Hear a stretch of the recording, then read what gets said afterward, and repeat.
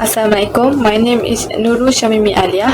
So in this video, my group is going to be presenting on subject Eco 211 about protectionism in Singapore. But first, these are my group members. So basically, what is protectionism? Protectionism can be defined as policy practiced by a nation on other nation, which certain barriers are imposed on trade for economic or non-economic reasons. Although international trade helps to increase the exchange of goods and services of a country, but there are limitations or restrictions to the trading activities in international trade. In Singapore, the threat of global protectionism gives challenges to Singapore's economy. Singapore must make use of its domestic and regional advantages to find opportunities for their own economic growth. So, what are the reasons of protectionism?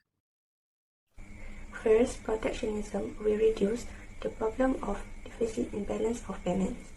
Balance of payment is a statement that records all the transactions between Singapore and the rest of the world. Deficit in BOP means that import activity in Singapore is more than they export to the outside. But protectionism will solve this problem because it promotes export. For example, it encourages Singapore to export more their food products.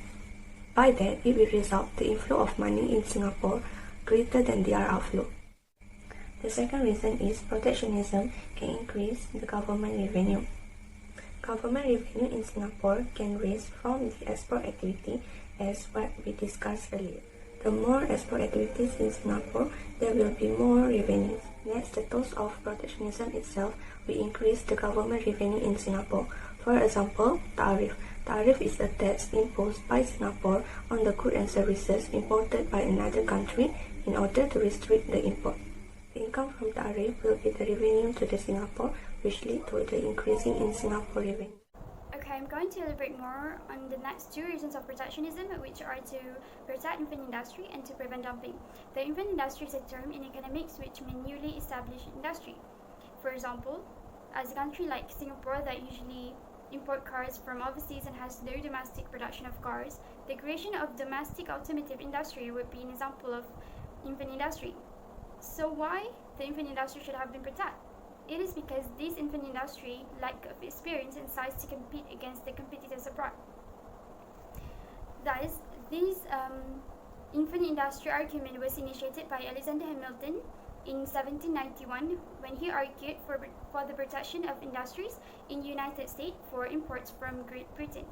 So, by protecting infant industry, a country can encourage and stimulate domestic production as it can lead to reduced reliance on production from abroad. Also, it can be a source of government revenue when the infant industry reaches its maturity. Okay, the next point is to prevent dumping. Dumping in economics is a kind of injuring pricing, especially in the international trade. It occurs when manufacturers export a product to another country at a price below the normal price with an injuring effect. The objectives of dumping is to increase the market share in foreign market by driving out the competition. Under the World Trade Organization anti-dumping agreement, dumping is not prohibited unless it causes or threatens to cause material injury to a domestic industry in the importing country. But dumping is also prohibited when it causes material retardation in establishment of an industry in the domestic market. So, as the dumping is literally unfair in the international trade, many countries want to prevent dumping as it can push the producers and manufacturers in the foreign country out of business, which can result to loss of jobs and high unemployment. So now we can go to the next point. So I will present to you the two more reasons of protectionism. Okay, the first reason is diversity the economy. Why the country must have to diversify their product, their goods, and their sector in their country. So I will explain to you the reason. So the argument is saying it is to prevent the country from depending on one sector only. So with the implementation of certain restriction, the local producer will have to diversify their goods for the domestic market. So it will give the benefit to the national income of the certain country. Besides that, it will creating a wide range of goods rather than focusing on producing certain goods only. As example is Singapore. We can look their main sector is electronic, chemicals, biomedical science, logistics and transport engineering. But they also have other economic sectors in their country, such as aerospace, natural resources, and also other economic system that they are working on. Okay, so we move to the second reason is create more job opportunities. Like I said before, diversity the economy. When the country is starting diversity their economy sector, the producers tend to produce more goods and services. So it will create more job opportunities in the economy as the production of goods and services has increased.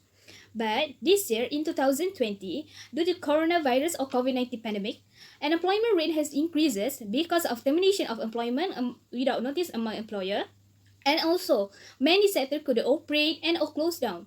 Therefore, it is difficult to open more job opportunities in Singapore because of the higher employment rate in their country. So, what is protectionism tools? It is a government policy that restricts international trade to protect domestic industries from unfair competition. There are 5 types of protectionism tools, which include tarif, quota, subsidies on export, exchange controls, and embargo. Firstly, tarif is a tax imposed or charge on imports product. It is the first instrument that used by the government to protect the local product. There are 2 types of tarif, which firstly specific tarif and secondly ad valorem tarif. Specific tarif is a fixed tax imposed on a unit of imports good. For example, the price of a unit of import wash is $150 and Singapore government charged $20 for a unit of it. When the company decide to import 100 units of wash, the price will be $70,000 and the tax that have been imposed is $2,000. Next, for the ad valorem tariff, it is a tax that imposed on imports goods based off the value. For example, the price for a unit of perfume is $200 and tax charge is 20% from the price.